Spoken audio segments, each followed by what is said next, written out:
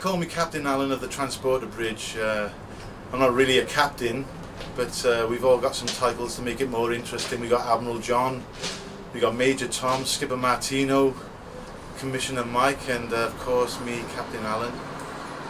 I'm always really happy to be aboard the bridge. It's a job I felt lucky in. Couldn't believe it when I got the job. I really love it here. It's a bit like being in a band, because there's 4 of us here, and we all look after each other. We all feel exactly the same. It's just hard to explain how you feel about the bridge, but it's something that you learn to appreciate, because we never appreciate what is actually on our doorstep. We seem to go abroad and all over the place, but we never look within Britain for the gems that are actually here already.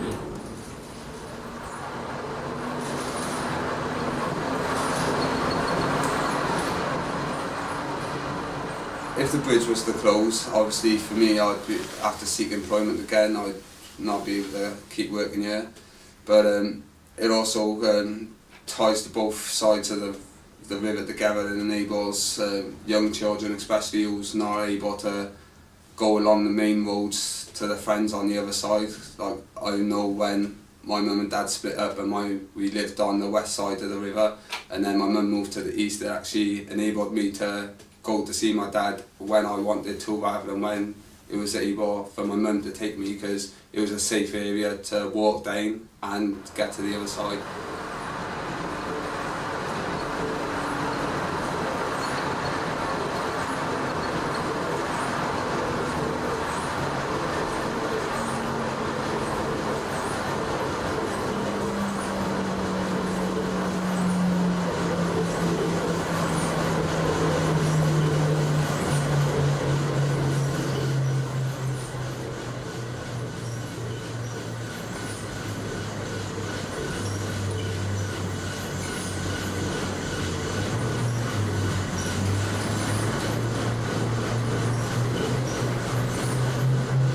Clearly the challenge with the transporter bridge, of course, is a big metal structure in a marine environment, and as the great philosopher Neil Young said, rust never sleeps, so there's a huge maintenance burden and occasional periodic need for large capital investment.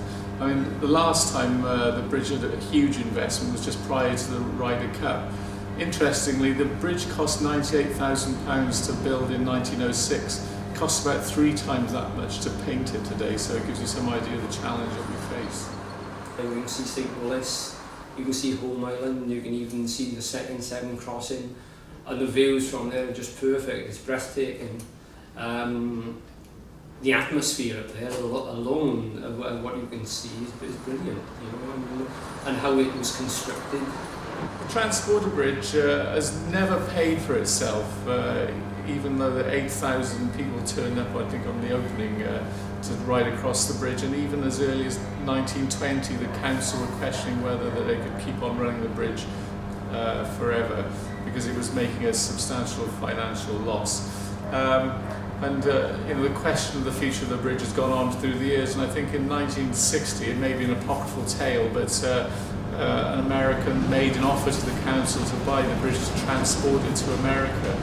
But I think that the reality is that the people of Newport see this as their bridge. It's iconic, and I think it'll always be part of the Newport landscape. One of the best parts of working on a transporter bridge is actually bringing enjoyment to the customers. We had an incident a few weeks ago where an elderly man in a wheelchair brought his granddaughter down, and he weren't aware that it was actually open to walk across the top.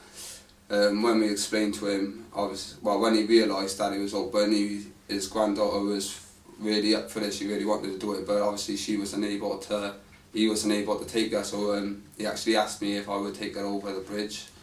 Obviously I'd done so. I don't mind doing that as part of my job. So I took this young girl, 9 years of age she was. I started to go up the stairs, and from the first step, all that was on her face was a smile and just pure excitement coming out of her. Her excitement actually transferred onto me, and it got me excited again. It felt like I was back at that age and doing the walk for my first time again. And the appreciation from her and from her grandfather actually it makes you want to come to work. It actually makes your job that much more enjoyable.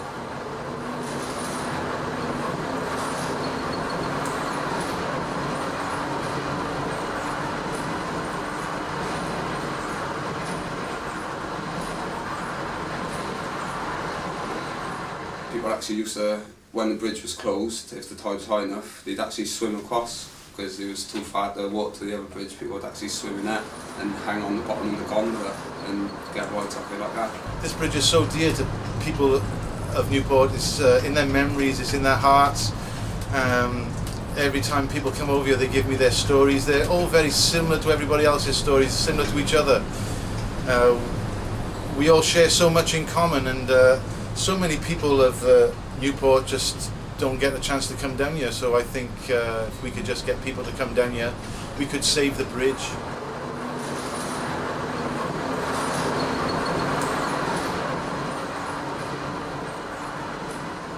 Fondest memory has got to be my first one of the bridge, really. When I was 8 years old, my brother brought me over to the bridge to do an open day walk over the top, and we did do. Obviously, the platform at the top was different at the time. It was like wooden boards rather than a metal plate for the floor. As you was walking across, you'd actually be walking, the plants would be going like a seesaw, so the adrenaline was going quite a lot as well. And on that day as well, I can remember when I came down, I was speaking to the guys and they was explaining how they enjoyed the job, and they showed me how they do the controls and things like that, and I remember saying to them, oh, this is what I want to do when I grow up. Like, I'd love to be able to have a chance to do your job, and here I am today actually fulfilling that dream, like, really.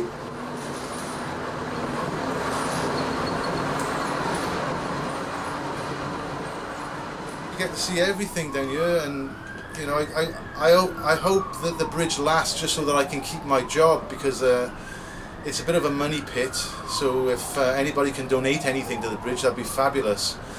If you're just about to die and you've got loads of money and you don't know what to do with it, please, you know, throw it in this direction, because if we don't make enough money to keep this bridge going, then the bridge might have to be closed down, which will be a sad state of affairs. As you can imagine, there's a lot of maintenance always to do on the bridge. A lot of greasing, all these things don't come cheap. Grease is expensive, electricity is expensive. But yeah, you know, happy to be here.